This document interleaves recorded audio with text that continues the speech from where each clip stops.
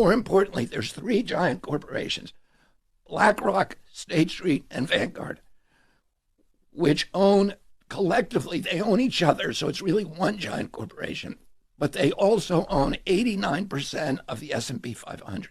They own everything. They've now decided to buy every single family home in America. So if they stay on the current trajectory, they will own 60% of the homes in this country, single-family homes, by 2030. They literally are trying to buy everything. And the head of it, Larry Fink, the CEO of BlackRock, is on the board of the World Economic Forum. And what they've said, we want this great reset, which is you will own nothing and you will be happy. Well, they're on their way to making sure that we don't own anything. So you all probably have heard of people who are about to buy a home, and somebody comes in at the last minute with a cash or offer and snatches it out of the market. Right. And it's usually an LLC with an ambiguous name. But if you trace that up, you'll find it's owned by BlackRock. Wow. What's up, you guys? Recently, I had a very crazy situation. The rates are like nuts. It's the highest rates, I believe, in the last 20, 25, even maybe 30 years, somewhere around like 8, 7, 9%. And this is very paradoxical because the real estate prices are not coming down. Actually, I had a situation, I believe it was about a week ago or so, when there was a house in the market. I actually did a video about that house. Go to my channel and you will see one of the latest videos. I call this a flip or something. The house was in horrible condition, like unlivable, no floors at all, and it was listed for $700,000. We offered for that house about $800,000, actually even more, $805,000, and the offer didn't pass. Obviously, many people ask me, why does this happen? Like, it doesn't make sense. Why the real estate prices are going up, and how to win the bid in this type of market. So first of all, I believe there are three main points to this thing that we have right now with the real estate prices. First and foremost is that you have to understand that the government of the United States printed 40% of the money that were printed during the whole history of the United States just in 1 year, 2020, because of COVID money. So obviously when there's like a lots of money in the market and limited amount of any goods, the demand for goods would go high and pretty much prices will go up. What happens is, I think my prediction is, doesn't matter like what will happen in the short term, longer term, in 3, 4, 5, 6 years, the prices of the real estate will double, maybe even triple. That's my prediction, because it's like you cannot undo what you did already, like printing money. You cannot just go people and tell the people, hey, give me those money back. Okay, that's the first thing. So you have to be prepared for that. That kind of makes sense why people overpay for the houses. Second thing that I wanted to mention is that this is a strategy. You have to understand that most agents, they put the house to the market, like that house, the horrible house that we checked out. Although it was listed for $700,000, the prices in those areas was somewhere around $750, $760, maybe even $780, even for the house in this condition.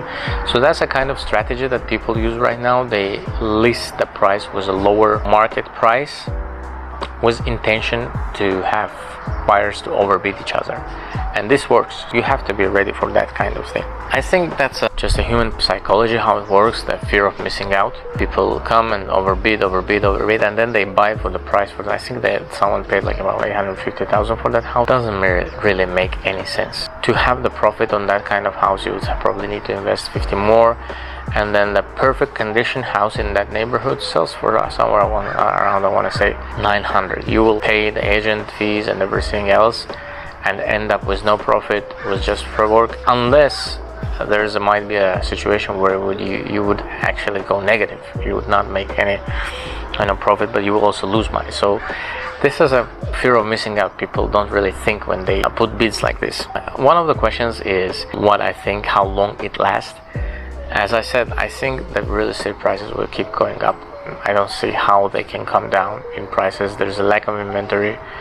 There are like a growing population, and the regulations are making things very hard to build a new housing. So it will not come down, it will only go up in prices. This will last until probably next 5-6 years. So, although it might stop and the rates would go crazy high, probably 15% maybe, but then it will come back down. They cannot just stay 15%. This will ruin the United States economy. My prediction is you have to have a reasonable understanding, you reasonably grasp of the market. When you're doing the offers, you really have to know what you're doing. You cannot just do the offers left and right with whatever number you think. Otherwise, you will just end up with nothing. Now, how to win in this kind of market is pretty simple. First of all, you have to understand the strategies. As I said, like, people lowball their own price in expectation that the buyers will overbid each other. Personally, I try to stay away from this kind of things. Try to go to the properties that were in the market like 2, 3, 4 months or weeks. At least there are not many bids.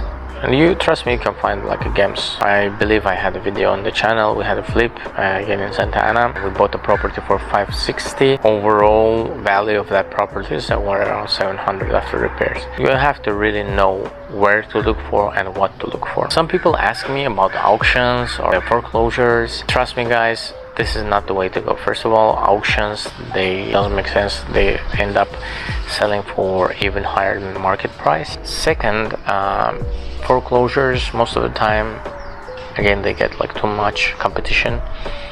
Might actually not be a profitable deal. But you can buy a foreclosure, it doesn't mean that you will profit on it. You have to really understand how market functions. The area you look, you have to know how much is a medium price. Don't look at prices that were a year ago, 2 years ago. Look at the prices at least at the last 6 months. So say you're taking a certain zip code and you're checking out the prices. Make sure to know the neighborhood, because there might be some highway crossing that same zip code, and one side of the highway might be like super low and the other side of the highway might be super high. My rule of thumb is I go to the school rankings, and normally if the school ranking is high, then it's pretty much should be like a nice neighborhood, like on average above the 7 on the gradeschool.com should be like a normal neighborhood. Those houses worth to buy. Sometimes you can go to even the lower ranked schools if it's a good deal, if it's way below the market, as I had before in Santa Ana. That's a good deal. That's something you have to look for. You have to understand that every kind of house sells. Of course, it's best to buy like ugliest house in the best neighborhood, but it doesn't mean that you will get always that house. In Orange County, for instance, and comparing to Riverside County or comparing to San Bernardino County, it doesn't really matter which neighborhood you're buying, because the cost of the land is going up anyways. Even in the worst neighborhood, it still goes up. If you like this video, if you find the value, please don't forget to subscribe to the channel, guys, and put a like button.